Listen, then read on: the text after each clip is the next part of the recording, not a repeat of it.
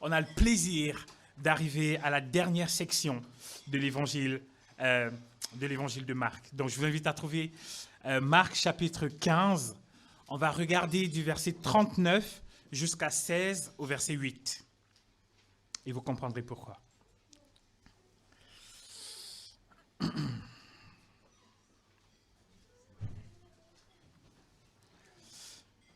Je lis. Le centenier qui était en face de Jésus, voyant qu'il avait expiré de la sorte, dit « Assurément, cet homme était fils de Dieu. » Il y avait aussi des femmes qui regardaient de loin. Parmi elles était Marie de Magdala, Marie mère de Jacques, le mineur, et de Josès, et Salomé, qui le suivaient et le servaient lorsqu'il était en Galilée, et plusieurs autres qui étaient montés avec lui à Jérusalem. Le soir étant venu, comme c'était la préparation, c'est-à-dire la veille du sabbat, arriva Joseph d'Arimathée, conseiller de distinction, qui lui-même attendait aussi le royaume de Dieu. Il osa se rendre vers Pilate pour demander le corps de Jésus. Pilate s'étonna qu'il soit mort si tôt. Il fit venir le centenier et lui demanda s'il était mort depuis longtemps. S'en étant assuré par le centenier, il donna le corps à Joseph. Et Joseph, ayant acheté un linceul, descendit Jésus de la croix, l'enveloppa du linceul et le déposa dans un sépulcre taillé dans le roc. Puis il roula une pierre à l'entrée du sépulcre. Marie de Magdala et Marie, mère de Joseph, regardaient où on le mettait. Lorsque le sabbat fut passé, Marie de Magdala, Marie, mère de Jacques et Salomé achetèrent des aromates afin d'aller embaumer Jésus. Le premier jour de la semaine, elles se rendirent au sépulcre de grand matin, comme le soleil venait de se lever. Elles disaient entre elles, « Qui nous roulera la pierre loin de l'entrée du sépulcre ?» Et levant les yeux, elles aperçurent que la pierre qui était très grande avait été roulée. Elles entrèrent dans le sépulcre, virent un jeune homme assis à droite, vêtu d'une robe blanche, et elles furent épouvantées. Il leur dit, « Ne vous épouvantez pas. Vous cherchez Jésus de Nazareth qui a été crucifié. Il est ressuscité. Il n'est point ici. Voici le lieu où on l'avait mis. Mais allez dire à ses disciples et à Pierre qu'il vous précède en Galilée. C'est là que vous le verrez, comme il vous l'a dit. » Elles sortirent du sépulcre et s'enfuirent. La peur et le trouble les avaient saisies. Et elles ne dirent rien à personne à cause de leur effroi. C'est la parole de Dieu. Nous sommes, comme je l'ai dit tout à l'heure, nous sommes à la fin du récit de Marc au sujet de la biographie de Jésus. C'est une fin de récit qui doit nous surprendre au moins pour deux choses. Premièrement, la façon de terminer la biographie. Vous savez, vous avez vu par quoi ça finit? Je veux dire, là, le verset 8, là, normalement, c'est la fin de l'évangile de Marc. Et regardez par quoi Marc termine une biographie. Il termine par une résurrection. Chose très curieuse. Pour l'époque, déjà, c'était improbable. Et je crois qu'aujourd'hui, même encore, aucun écrivain sérieux ne pourrait faire la biographie de quelqu'un, qu'elle soit riche, célèbre ou puissante, et finir par dire « elle est morte et ressuscitée ». Personne n'a jamais écrit ça. Personne ne pourrait même écrire ça s'il est sérieux. Mais Marc finit la biographie de Jésus en disant et en affirmant que Jésus est mort et ressuscité 3 jours après. Un autre point qui devrait nous interpeller, c'est quand même... Alors, moi j'ai dit que l'évangile de Marc finit au verset 8, mais sûrement dans vos Bibles, vous voyez que ça continue quand même un petit peu.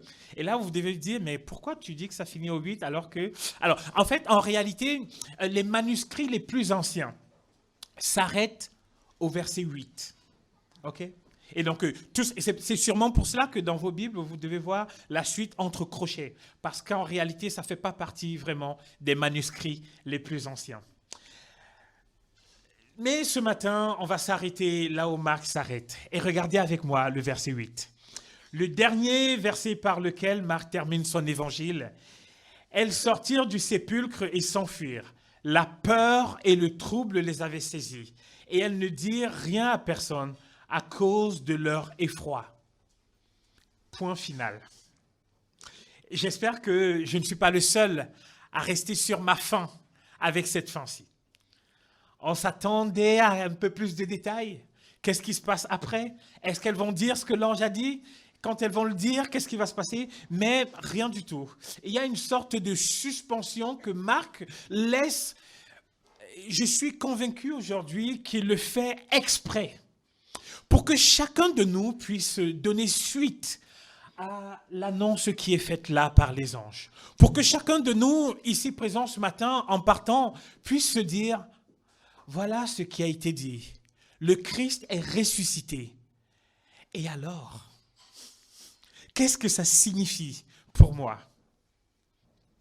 On va voir autour de Marie et de Salomé, ces trois femmes qui jouent un rôle clé dans la validation du récit de la résurrection. On va voir trois choses particulièrement.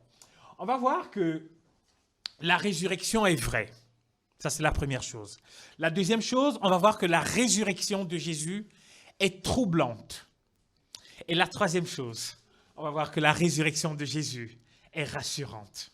Et donc, la première chose, c'est la résurrection qui est vraie. Alors, avec grâce, on est rentré hier après-midi. On a passé 11 jours en Colombie. Et on a visité ce pays qui est absolument splendide, magnifique à tous égards. Les montagnes, du vert, mais de partout. Et enfin, vraiment un pays fascinant. Et on n'a pas résisté à l'idée d'aller à Medellín. Et quand je dis Medellín, normalement, on devrait penser à qui? Pablo Escobar, au cartel. J'étais fasciné un petit peu, pas fasciné spécialement, mais il m'intriguait, ce personnage. Une sorte de mythe pour moi. Mythe, pourquoi? Au vu de tout ce que j'avais entendu à son sujet. Le nombre de personnes qu'il a tuées, le nombre de personnes qu'il a droguées, le nombre d'argent qu'il se faisait, le nombre de personnes qui l'employaient dans son cartel. Pour moi, il était comme un mythe. Jusqu'à ce que j'arrive sur place et qu'on nous fasse visiter un musée qui est fait pour raconter l'histoire de Pablo Escobar. Il y a plusieurs versions de l'histoire de sa vie, mais le guide qui nous a fait la visite, la version qu'il nous a donnée était exactement la même que celle que le taximan de la ville pouvait me donner, que celle que je pouvais lire dans les journaux colombiens, que celle que j'entendais à Medellín, dans le village de Pablo Escobar. C'était exactement la même vision, la même version des faits que donnaient les personnes victimes de Pablo Escobar. La même version que donnent les personnes qui sont encore vivantes et qui ont appartenu au cartel de Medellín. Et personnellement, j'ai été convaincu par cette version-là. Vous savez pourquoi? Parce que c'est une version, au-delà de tout ce qu'on entend dans d'autres médias et dans d'autres livres, dans des films, etc., c'est une version qui s'accorde parfaitement. En Colombie, à Medellín, il n'y a pas deux versions de l'histoire de Pablo Escobar. Il n'y en a qu'une seule. Et il n'y en a qu'une seule parce qu'il y a encore des témoins vivants. Ils sont nombreux qui sont encore vivants, qui ont été victimes de Pablo, qui ont travaillé avec Pablo ou qui ont combattu Pablo. Et toutes ces catégories s'accordent sur la même version. Et pour moi, ça fait 30 ans que Pablo Escobar est mort. Et pour moi, puisque ces personnes sont vivantes encore aujourd'hui et peuvent continuer de dire exactement la même chose, pour moi, c'est la version la plus crédible. En tout cas, j'ai eu la faiblesse d'accepter cette version-là. Pourquoi je raconte ça? Parce que c'est en lien avec ce qu'on voit dans ce texte-ci. J'espère que vous avez remarqué que Marc introduit 3 femmes dans son récit. Il le fait pour insister sur le côté authentique et vrai des événements qu'il décrit. Dans 3 versets, il mentionne les noms de ces 3 femmes, au verset 40, au verset 47 et au verset 41. Et au verset 1 plutôt, du chapitre 16. Ces 3 femmes sont mentionnées, et elles ne sont pas juste mentionnées comme ça au hasard. Marc donne leur nom et presque leur prénom. Enfin, il donne des indications très précises de qui sont ces femmes-là. Parce que quand j'étais à Medellín, le guide me donnait exactement les noms des personnes qui sont des victimes et qui témoignent et qui disent la même chose que les noms des personnes qui sont dans le gouvernement et qui disent la même chose que les noms des personnes qui ont travaillé avec Pablo et qui disaient exactement la même chose. Ces personnes sont vivantes, ces personnes disent la même chose. Marc, ici, il introduit 3 femmes et ces 3 femmes-là, il insiste assez lourdement sur leur présence pendant la crucifixion et à la résurrection de Jésus. Les femmes sont mentionnées avec leur nom et il y avait plusieurs maris déjà à cette époque-là. Mais remarquez que Marc précise, il parle de Marie, il dit qu'il y avait Marie, mère de Jacques, le jeune, et de José. Et il y avait Marie de Magdala. Et il y avait Salomé. C'est-à-dire, en gros, Marc est en train de dire, puisque ce que je dis est vrai, et que les personnes qui ont vécu ça existent encore, je donne tous les détails pour que quiconque est dans le doute fasse quoi? Va se renseigner. On ne dit pas ça quand c'est le mensonge. On ne précise pas, on garde le flou. Mais là, ici, il y a une recherche de transparence. En gros, puisqu'on parle de quelque chose qui est vraiment arrivé, alors donnons les noms de ceux qui ont vraiment assisté. La mention de ces noms et des prénoms est un appel pour les premiers lecteurs à aller vérifier l'information, à aller se renseigner pour savoir si les événements étaient vrais. Pourquoi se renseigner? Parce que lorsque Marc écrit ceci, ces 3 femmes-là sont encore sûrement vivantes. Un peu comme quand j'arrive en Colombie et il reste encore des personnes vivantes de l'histoire de Pablo Escobar. Alors, en mentionnant les noms de ces femmes et leurs prénoms, Marc authentifie le récit. On peut dire la même chose de la crucifixion de Jésus au chapitre 15. On parle de Simon de Cyrène. Simon de Cyrène. Donc, ce n'est pas n'importe quel Simon, c'est celui qui vit à Cyrène. On précise même, on dit qu'il est le père d'Alexandre et de Rufus. C'est-à-dire sûrement des personnes influentes qui vivent encore. Et donc, si vous avez un doute, allez juste les voir, allez juste les rencontrer, posez-leur la question. Marc insiste sur la présence de ces femmes, c'est pour rappeler que son récit est vrai. La présence de ces femmes est importante parce que d'après le verset 40, elles étaient là et elles ont vu la crucifixion de Jésus. Et puis d'après le verset 47, elles ont vu là où Jésus a été mis. Elles ont vu dans quel tombeau précisément Jésus a été mis et quelle pierre fermait le tombeau. En fait, c'est important pour Marc de préciser ceci. Et vous remarquez que dans les versets 44 et 45, Marc insiste lourdement sur le fait que Jésus était mort. Lorsque Joseph d'Arimathée vient pour demander le corps, Pilate va dire, mais c'est curieux, il est déjà mort. Vous voyez? Il insiste lourdement. Et Pilate va vérifier que Jésus est mort. Il va appeler le centenier romain. Le centenier, c'était un homme qui était à la tête de 100 personnes. C'était des professionnels du crime. Et donc, il sait quand quelqu'un est mort et quand quelqu'un ne l'est pas. Et donc, il va appeler le centenier et s'enquérir de la situation. Jusqu'à ce que le centenier confirme. Joseph d'Arimathée va descendre Jésus, elle va remarquer que Jésus est vraiment mort et va l'envelopper dans un linceul. Là encore, Marc insiste pour bien préciser que Jésus était physiquement mort. Et vous savez pourquoi il insiste? Parce qu'à cette époque déjà, comme ça l'est encore dans notre époque ici, il y avait déjà plusieurs personnes qui doutaient de la mort de Jésus.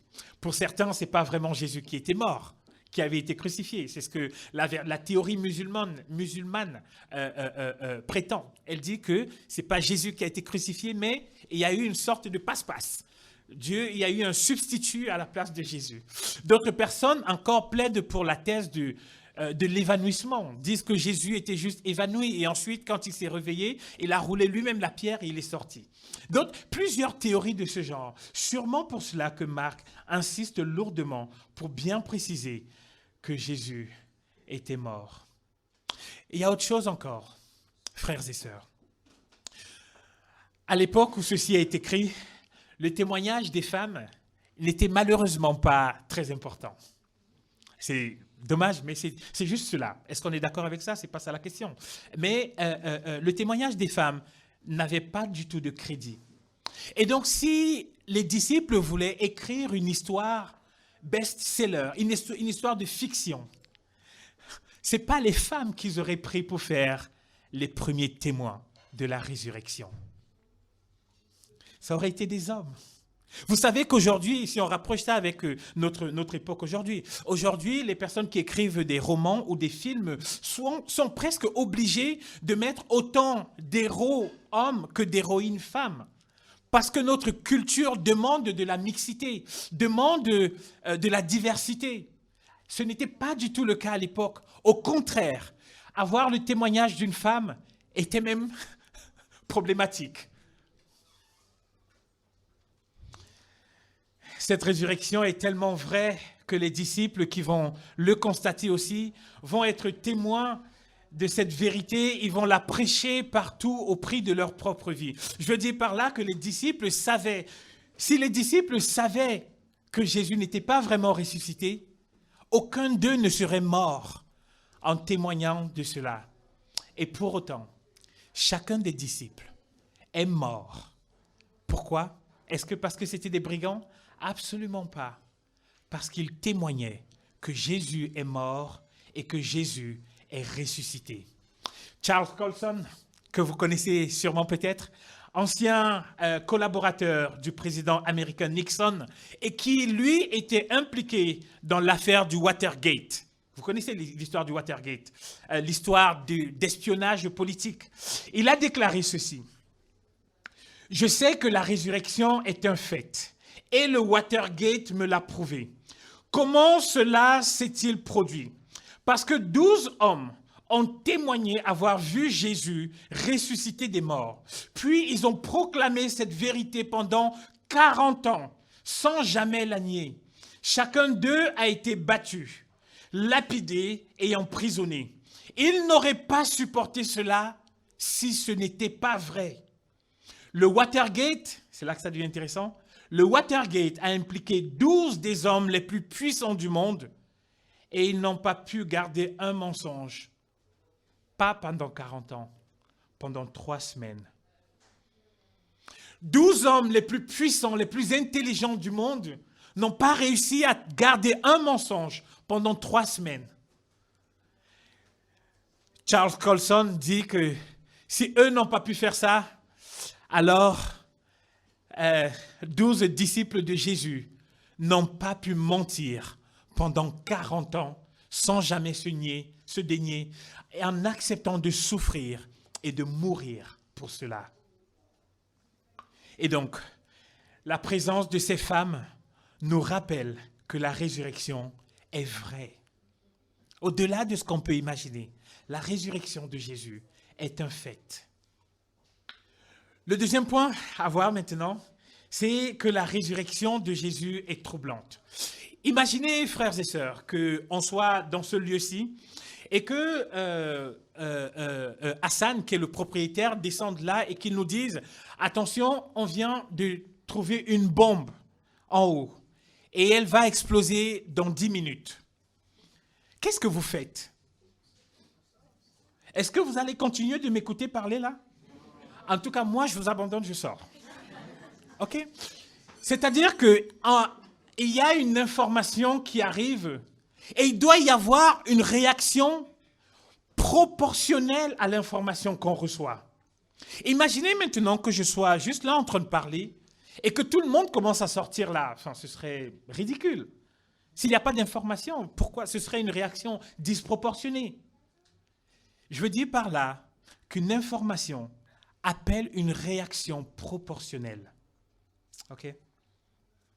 Si la résurrection de Jésus ne vous trouble pas, si l'information de la résurrection de Jésus ne vous trouble pas, alors vous n'avez rien compris à ce qui s'est passé et à ce qui se passe.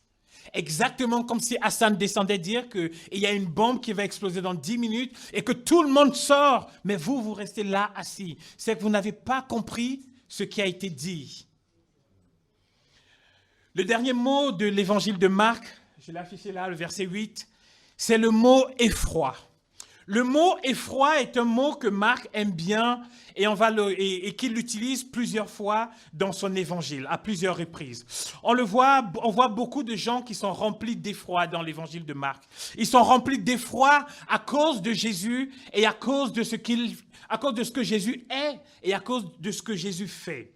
Vous vous souvenez sûrement de l'histoire où les disciples sont dans la barque avec Jésus et ils sont effrayés par une tempête. Marc chapitre 4. Au verset 41, il est dit, « Ils furent saisis d'une grande frayeur », le même mot que l'effroi, « et ils se dirent les uns aux autres, « Qui donc est cet homme à qui obéissent même les vents et la mer ?»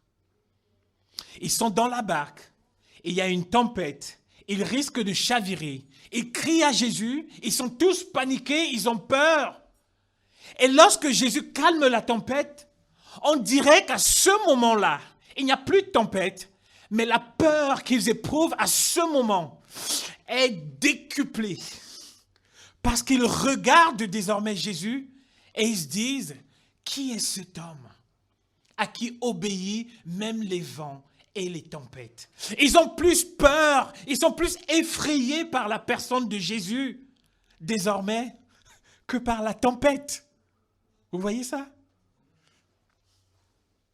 Et encore au chapitre 5, toujours de l'évangile de Marc, avec l'histoire du démoniaque qui faisait peur à tout le monde dans la région de Gadara. C'était un démoniaque qui avait 6000 démons dans lui et on l'avait attaché avec des chaînes et il cassait les chaînes, il criait, il se mutilait, merci, il se mutilait le corps et il criait, il vivait dans les tombeaux et il effrayait tout le monde. Il faisait peur à tout le monde. Lorsque Jésus arrive, il va chasser les démons. Il va guérir cet homme-là. Et là encore, lorsque les personnes de Gadara vont arriver, les gens du village arrivent et trouvent le démoniaque, celui qui avait eu la légion, ils le trouvent assis et vêtu dans son bon sens. Qu'est-ce qui est dit? Et ils furent saisis de frayeur. Le même mot que l'effroi. Ils sont plus effrayés à ce moment-là par la personne de Jésus, par l'œuvre de Jésus, que par le démon qui était là. À plusieurs reprises dans l'évangile de Marc, il y a cet aspect de la surprise totale. Une crainte, une peur, un effroi face à qui est Jésus. Les gens avaient souvent plus peur de Jésus après qu'il ait fait un miracle qu'avant. C'est-à-dire, il y avait une sorte de peur, la peur de la tempête. Mais après, qui donc est cet homme à qui obéissent même la mer et les vents? C'est un peu ce que les femmes vont vivre ce matin de la résurrection. Elles viennent avec des inquiétudes. Elles vont vers le tombeau avec des inquiétudes. Elles ont des peurs concernant le poids de la pierre qui est devant le tombeau. Qui va rouler pour nous la pierre? La situation est même pire. En réalité, depuis vendredi, Pilate a acheté un sceau romain et il l'a collé là. Bon, peut-être qu'elles ne le savent pas, mais en tout cas, elles ont un double problème. Et il y a non seulement la pierre, mais il y a aussi le sceau romain qui est là. Donc, elles sont venues, elles vont au tombeau avec des peurs et des craintes qui sont, j'ai envie de dire, bassement matérielles. Parce que c'est leur inquiétude, leur peur. C'est qui va rouler la pierre pour nous? L'inquiétude des disciples sur la barque, c'était la mer qui allait les faire chavirer. L'inquiétude des gens de Gadara, c'était ce démoniaque-là. L'inquiétude de ces femmes, c'est quoi? La pierre. Qui va rouler pour nous la pierre? C'est une inquiétude et une crainte qui est bassement matérielle. Et pourtant, mais comme les disciples et les habitants de Gadara, les femmes qui sont venues avec des craintes matérielles vont partir avec des craintes existentielles maintenant. Elles arrivent au tombeau et finalement, là encore, face à l'œuvre de Jésus, face à qui est Jésus, elles sont plus inquiètes encore. Elles sont dans quoi? Elles sont dans l'effroi. Pourquoi? Parce que Jésus est ressuscité. Elles ne le trouvent pas. Et il y a juste un ange qui est là et qui leur dit, vous vous souvenez qu'il est mort. Vous étiez là, souvenez-vous, verset 40. Vous l'avez vu mourir. Souvenez-vous encore, verset 47. Vous avez vu qu'on l'a enterré ici. Mais regardez maintenant, il n'est plus là parce qu'il est ressuscité. Et elles sont dans l'effroi. Qu'est-ce que ça veut dire pour nous si Jésus est réellement ressuscité, frères et sœurs? Qu'est-ce que ça veut dire pour vous qu'une annonce d'une bombe soit faite là maintenant? Qu'est-ce que ça signifie que Jésus soit réellement ressuscité? En fait, si Jésus est réellement ressuscité, c'est qu'il n'est pas juste le Jésus des médias. Si Jésus est vraiment ressuscité, c'est qu'il n'est pas juste, ce n'était pas juste une personne de bien. Ce n'était pas juste un bon rabbin. C'était plus que ça s'il est ressuscité. Si Jésus est ressuscité, ça veut dire que la science rationnelle n'a pas le dernier mot. Je sais qu'on est en France. Je suis moi-même ingénieur, donc j'aime la science. Je le sais, ça. La rationalité, on aime cela. Mais en tout cas, ce qui est sûr, c'est que si Jésus est vraiment ressuscité, ça veut dire que la science qui nous dit aujourd'hui que la mort est la fin de tout n'a pas le dernier mot. Et c'est une bonne nouvelle de savoir que la science n'a pas le dernier mot. C'est une bonne nouvelle pour ceux qui sont malades, de savoir que la science n'a pas le dernier mot. Peu importe les résultats médicaux, peu importe la souffrance qu'on peut ressentir dans son corps, on peut la vivre en se souvenant que notre corps ne souffrira pas pour toujours. Même si on meurt, la mort ne sera pas la fin. Si Jésus est ressuscité, la promesse qu'il fait, c'est que toute personne qui s'attache à lui ressuscitera avec lui aussi. Et à partir de ce moment, on peut vivre même ses propres douleurs et sa maladie dans la confiance et la certitude absolue que ça ne sera pas la fin. Un jour, Dieu vous donnera, et je suis très content de pouvoir le dire ce matin, sur la base de la résurrection du Christ. Un jour, Dieu vous donnera. Si vous voyez votre corps qui commence à vieillir, à se friper, si vous avez comme moi des cheveux qui commencent à tomber, si vous commencez à sentir de la fatigue qui n'est plus, vous sentez que vous n'avez plus la force de vos 20 ans, la vérité, c'est que puisque la science n'a pas le dernier mot, un jour, Jésus, à cause de sa résurrection, vous ressuscitera aussi et vous donnera un corps qui est beaucoup plus fort que ce que vous pouvez imaginer. Et vous vivrez dans ce corps-là pour l'éternité. Fini les maladies, fini les souffrances, fini les pleurs, fini la mort. On vivra éternellement avec celui qui est ressuscité et qui vit éternellement. Ça peut être troublant de dire que la science n'explique pas tout et ne gère pas tout. Si Jésus est ressuscité, alors je dois lui obéir et je dois le suivre. Et ça aussi, ça peut être troublant. Je veux dire que je suis convaincu que ici parmi nous, beaucoup de personnes pourraient se dire « Je ne veux pas croire que Jésus est ressuscité parce que ça implique trop de choses. Je ne veux pas croire qu'il y a une bombe en haut parce que ça m'oblige à sortir. » Et donc, si j'accepte de croire que Jésus est vraiment ressuscité, alors je dois le suivre. Alors je dois faire sa volonté. Je crois qu'en nous laissant le verset 8, avec cette réaction surprise des femmes que nous savons être provisoires, Marc veut qu'on adapte notre réaction à la mesure de l'information qu'on reçoit. Le premier point, c'était que la résurrection est vraie. Et donc, si elle est vraie, vous ne pouvez pas vous lever tout à l'heure là et repartir comme si vous n'avez rien entendu. Si la résurrection de Jésus est vraie, alors vous ne pouvez pas juste vous lever le matin, prendre le petit déjeuner, partir au travail, rentrer à la maison et vivre comme si de rien n'était. C'est comparable à quelqu'un qui sait qu'il y a une bombe en haut, qui voit tout le monde sortir et qui reste assis. Ça n'a pas de sens. Lorsque Marc parle de l'effroi, c'est parce qu'il veut qu'on adapte notre réaction à l'information qu'on reçoit.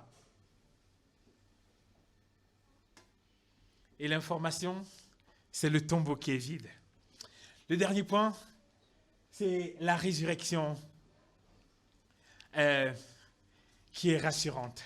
Les femmes qui sont là n'ont pas l'air très rassurées. Vous avez vu comment l'évangile finit. L'évangile finit, on a 3 femmes qui courent un peu dans tous les sens, qui ont peur, qui sont effrayées, qui se taisent, qui ne partent pas dire, qui restent muettes au sujet de ce que le Seigneur leur a dit. Elles n'ont pas l'air très rassurées, mais pourtant le message qu'elles ont reçu est rassurant. Rassurant premièrement parce qu'il est dit que Jésus est ressuscité. Vous le voyez au verset 6. Ne vous épouvantez pas. Vous cherchez Jésus de Nazareth qui a été crucifié. Il est ressuscité.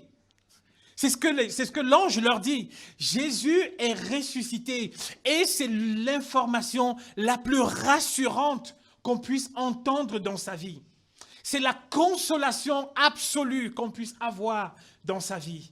Se souvenir que Jésus est ressuscité, parce que Jésus soit ressuscité, ça implique beaucoup de choses. Ça implique premièrement le pardon de nos péchés. On a écouté Savitri tout à l'heure. Et peut-être que vous êtes là ce matin et que vous êtes plus ou moins dans la même condition que Savitri. Si je devais raconter mon histoire, elle serait très différente de celle de Savitri. Moi, j'ai eu une histoire plutôt difficile. Un grand pécheur, assumé, au-delà de toute limite. Et Savitri à côté, une femme, une fille, rangée, posée. Mais Savitri, rangée, et Gaël, le grand pécheur. Tous les deux, on avait besoin du pardon de nos péchés. Du pardon de nos péchés. Elle l'a détaillé. Entre Gaël, qui était un grand voleur, et Savitri, qui avait juste peut-être une pensée méchante vis-à-vis d'une personne. Nous étions tous les deux coupables devant Dieu de ces péchés-là, et donc condamnés à souffrir et à mourir pour l'éternité. Peut-être que c'est votre cas aussi ici ce matin. Vous êtes là et vous êtes quelqu'un de bien.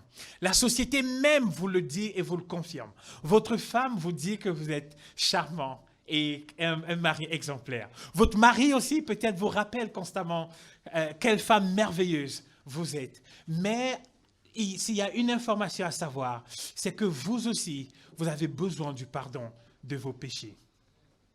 Et ce qui fait que vous pouvez être pardonné, c'est la résurrection de Jésus. Jésus est mort pour nos péchés et il est ressuscité pour que nous ayons de l'espoir et de l'espérance. Plus que cela, ou plutôt avec le pardon de nos péchés, Jésus apporte une nouvelle et il donne à chacun une nouvelle identité. C'est-à-dire que c'est parce que Jésus est mort et ressuscité que nos cœurs sont désormais capables de vouloir et de soupirer après la justice et la vérité de Dieu. En dehors de ça, aucun homme n'est capable de vouloir et de chercher Dieu. Si vous êtes là ce matin et que vous êtes là parce que vous posez des questions par rapport à Jésus, par rapport à Dieu, c'est sûrement parce que Dieu s'intéresse déjà à vous. Parce qu'en réalité, il n'est aucun homme qui puisse s'intéresser à Dieu si Dieu lui-même ne s'est intéressé à cet homme premièrement. Et cet homme-là peut s'approcher de Dieu parce que le Christ est ressuscité. La deuxième chose à voir, c'est l'information qu'il y a à donner. Vous remarquez au verset 7 qu'il y a quelques mots qui sont très rassurants. Et l'ange dit, allez dire à ses disciples et à Pierre. Et à Pierre. Pourquoi et à Pierre? Parce que Pierre vient de régner le Seigneur Jésus. Vous vous souvenez? Ça veut dire que le message du Christ ressuscité est aussi pour Pierre. Pour Pierre qui a régné Jésus quelque temps avant. Le Seigneur Jésus aime Pierre comme son ami. Il l'a aimé malgré que Pierre l'a abandonné. Il l'aime malgré tous les péchés que Pierre a pu commettre. Et c'est un message qui est pour chacun de nous ici ce matin aussi. Nos échecs, nos péchés, nos insuffisances, nos faiblesses, Le matin de la résurrection, Jésus n'est pas dans une dynamique de jugement. Bien au contraire. Et il fait quoi? Il rassure. Il vient au devant, il passe au devant. Il dit, je vous précède. Allez dire aux disciples que je les précède en Galilée. Jésus veut nous précéder en toutes choses. Je vous précède dans la vie, je vous précède dans la mort. Je vous dévance pour le châtiment. La punition n'a plus besoin. Pour ce qui est de la punition, vous n'avez plus besoin de vous en inquiéter. Je vous précède et je la prends sur moi. Pour ce qui est de la vie, là encore, je vous dévance et je vous offre la vie. Voilà le message de la résurrection. Et quand on regarde finalement l'évangile de Marc, ceux à qui Jésus s'est adressé, les personnes qui ont été sensibles à cet évangile-ci, à cette bonne nouvelle de la résurrection, j'espère vous choquer maintenant. Ce n'est pas du tout spécialement les plus intelligents ou les plus stupides. Les personnes qui ont entendu et en qui ce message-là a résonné, ce sont les personnes qui ont été humbles, qui ne sont pas venues avec des prétentions, qui n'ont pas écouté avec arrogance et des positions déjà arrêtées. Ils ont écouté très humblement et ils ont été touchés par l'évangile qui a été annoncé dans le tombeau par l'ange. Vous voyez, la résurrection touche des personnes surprenantes, des femmes qui étaient méprisées à cette époque-là, le centenier qui était un Romain et donc un païen, Joseph d'Arimathée qui était un croyant mais qui avait peur d'affirmer sa foi, Simon de Cyrène qui était un Africain et donc qui n'avait absolument rien à voir avec les Juifs. La foi, le message de la résurrection touche toutes les personnes qui se laissent surprendre, qui se laissent interpeller, qui ajustent leur réaction à la mesure de l'information qu'ils entendent. Maintenant, si vous êtes là ce matin et que vous connaissez déjà, vous avez déjà ajusté l'information de votre vie à l'information que vous entendez, à la résurrection du Christ, qu'allez-vous faire? L'évangile de Marc se termine un petit peu avec des points de suspension. Ces femmes-là à qui on a demandé d'aller dire quelque chose, mais qui ont gardé, qui se sont tues. On sait que c'était momentané parce que on voit après que Pierre est devenu un grand apôtre, sûrement parce que les femmes ont finalement dit la bonne nouvelle. Et vous alors, qu'allez-vous faire de cette information? Allez-vous la garder pour vous? Ou alors, vous allez la dire à ceux qui sont autour de vous. J'ai l'habitude, quand j'enseigne les enfants, à la fin de l'enseignement, d'apprendre un verset biblique avec les enfants. Et après, on joue à un jeu qui s'appelle la patate chaude. On retient le verset. Et donc, pendant que tout le monde dit le verset, on doit lancer la patate à une personne jusqu'à ce que le verset finisse. Et quand le verset finit, la personne qui a la patate a perdu le jeu. Alors, bon, on n'est pas des perdants, on n'a pas perdu. Mais l'idée serait de ne pas garder cette parole pour nous, mais de la dire encore plus loin. Et à autant de personnes que Jésus est vraiment ressuscité et que par sa résurrection, nous avons le pardon de nos péchés. Nous avons l'espoir désormais d'une vie éternelle. Il nous accueille, peu importe qui nous sommes, peu importe ce qu'on a fait. Jésus tend les bras et il veut nous accueillir. Je termine avec une histoire que vous connaissez peut-être. C'est l'histoire que j'ai entendue, a priori vraie, l'histoire d'une fille brésilienne qui vivait dans un village brésilien, au Brésil. Elle en avait marre à un moment donné de cette vie pauvre qu'elle avait avec ses parents. Et un jour, elle a pris le bus et elle est partie de son village vers Rio de Janeiro, la capitale. Elle est arrivée, elle n'avait pas de travail, pas éduquée, et donc elle gagnait sa vie. Alors il y a des enfants, elle faisait des choses et des messieurs lui donnaient de l'argent. Les adultes ont compris. La nouvelle est remontée jusqu'au village de ses parents. La honte est tombée sur eux. Ils étaient pointés du doigt à chaque fois qu'ils passaient. On les regardait et on disait « Ah, c'est eux, c'est les parents de tel. » Jusqu'au jour où ils ont décidé d'imprimer une photo de leur fille. Ils ont fait plusieurs impressions et ils ont écrit un message sur cette photo-là. Ils ont pris le même bus et ils sont allés à Rio de Janeiro. Ils sont allés dans tous les quartiers malfamés et ils ont collé la photo de leur fille avec ce message qui était écrit dessus. Il était écrit « Où que tu sois, quoi que tu aies fait, reviens. Où que tu sois, quoi que tu aies fait, reviens. » Ils étaient prêts à pardonner à leur fille. Ils étaient prêts à assumer toute la honte et la débauche de leur fille. C'est exactement l'appel que Jésus nous envoie à nous aussi ici ce matin. Où que tu sois, quoi que tu aies fait, le pardon est possible parce que Jésus est ressuscité d'entre les morts.